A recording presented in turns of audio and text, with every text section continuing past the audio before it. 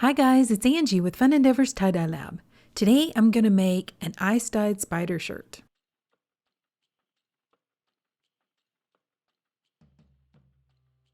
The shirt's been prepped like normal and I have it turned inside out. I'm going to start off by centering the shirt, and this process is going to go really fast. But down below in the description for this video is a link to another video which shows how to center a shirt. Ultimately, what I'm going to end up doing is putting both sides of the front of the shirt right up next to each other and both sides of the back of the shirt right up next to each other. That way, both sides of the front of the shirt are going to look very similar, and the same thing with the back.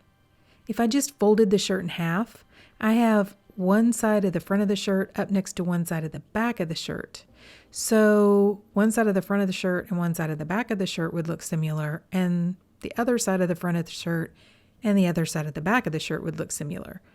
I would rather have both sides of the front looking like each other, and the same thing with the back. Okay, so now that the shirt is centered, I want to go ahead and start my spider. I'm going to find an area, and I personally like to kind of start my spirals and my spiders just about level with the armpit of the shirt. So using a washable marker, I'm going to make a mark where I'd like to start the spider. Then using a pair of locking tweezers, I'm going to go ahead and start spiraling the shirt. I'm going to lock the tweezers onto that mark and just begin my spiral. As I turn the tweezers, I'm going to use my hands to form additional folds in the shirt. By the way, my locking tweezers are coated in some plasticky stuff, so they're not going to damage the shirt. I have a link for where I purchased them from Amazon down below as well. My spider is going to crawl up the shirt, but if you want your spider to crawl down the shirt, you can just do your spiral going the other direction.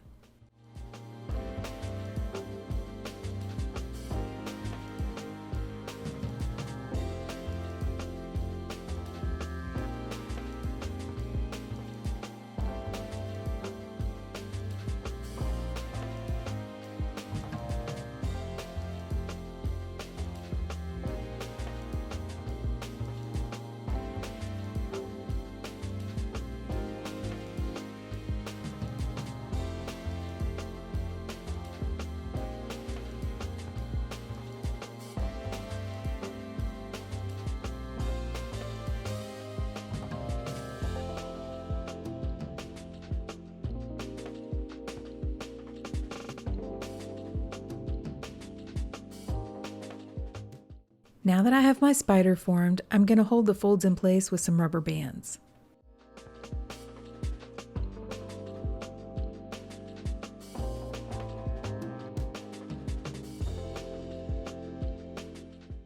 I got busy on some other projects and kind of forgot about this shirt, so it sat over in my dye space for close to 2 weeks, so it's completely dry by now. It doesn't have to be though. If you would like to dye your shirt with it slightly damp, that will work just fine. Okay, so for this shirt, I thought I would do some liquid dye and some ice dyeing. I still have some of the thickened chemical water that I made back in, I don't know, like 4 months ago. But I've kept it in the refrigerator the whole time, so it's still good. To the thickened chemical water, I mixed up about 1/4 cup of Raven dye from Dharma Trading Company. And this thickened chemical water was really thick because I actually used it to paint some dresses with. So I wouldn't probably on a normal basis thicken it up quite as much as I did. If you're curious about how I made the thickened chemical water, I'll put a link to the video showing how to do that down below in the description for this one. This is really almost more like a paste. And I'm using like a foam brush and brushing it on the back side of the shirt. I said it was more like a paste. It's almost kind of like a jelly. I mean, because it's really thick. Once I have the entire back side coated with this thickened black dye, I'm going to turn it over and ice dye the front side. If you'll notice, I'm kind of pushing a little bit of this dye down into some of the folds. I mean, it's thick enough that it's not going to go down there on its own. I kind of am having to push that foam brush down inside a few of the folds just so that I get a little bit of color a little further down in the shirt. Okay, so since I'm only going to use one color on this front side of this shirt, I thought I would do this a little bit differently. I am going to take and put a large chunk of ice right in the middle of the spiral. And then over the top of the ice, I'm going to sprinkle some orange MXR from Custom Colors. I know I'm sprinkling some on the part of the shirt that doesn't have any ice, but I'll show you what I'm going to do with that later. For now, I'm just going to leave it alone, but I'm going to sprinkle some of the orange over the top of the ice. I want to have a little bit of color variation in this shirt. I don't want it to just be plain orange and plain black. Then over the top of the dye, I'm going to sprinkle some additional soda ash. And from here, I just left the shirt alone.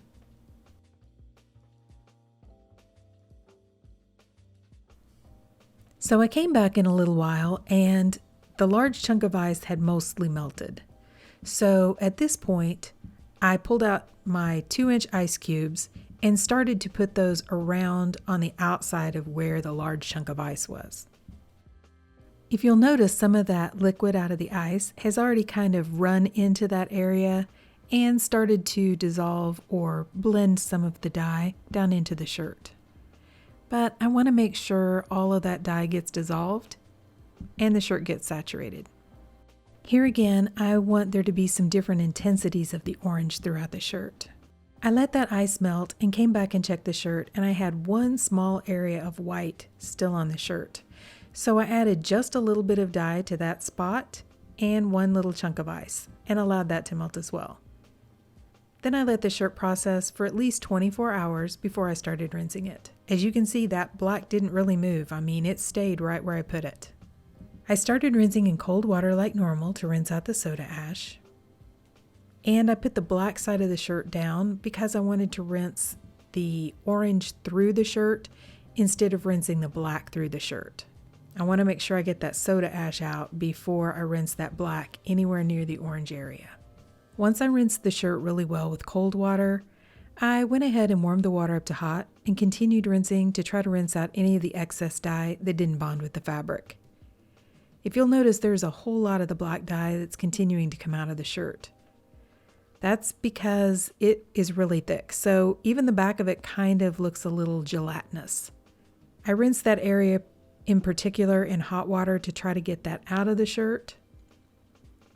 And then instead of just continuing to rinse, I went ahead and ran some really hot water in the utility sink, added a little bit of Blue Dawn dish detergent to the water, and allowed the shirt to soak.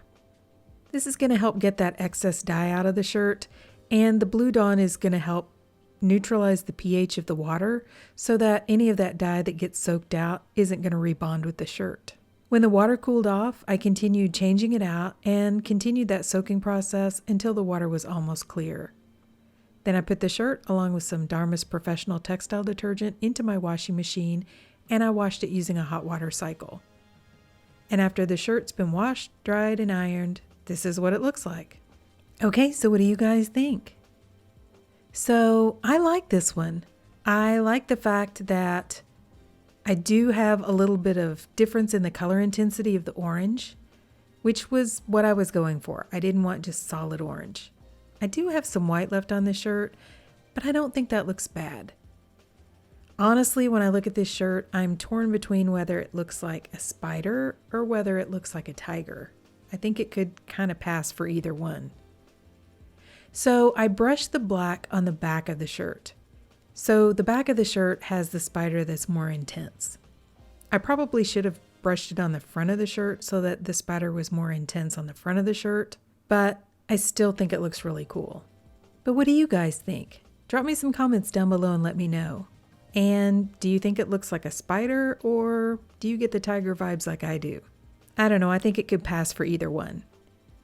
But if you guys have enjoyed watching me make this shirt, I sure would appreciate it if you would like the video and subscribe to my YouTube channel. Thank you all for watching, and I hope you have a great day.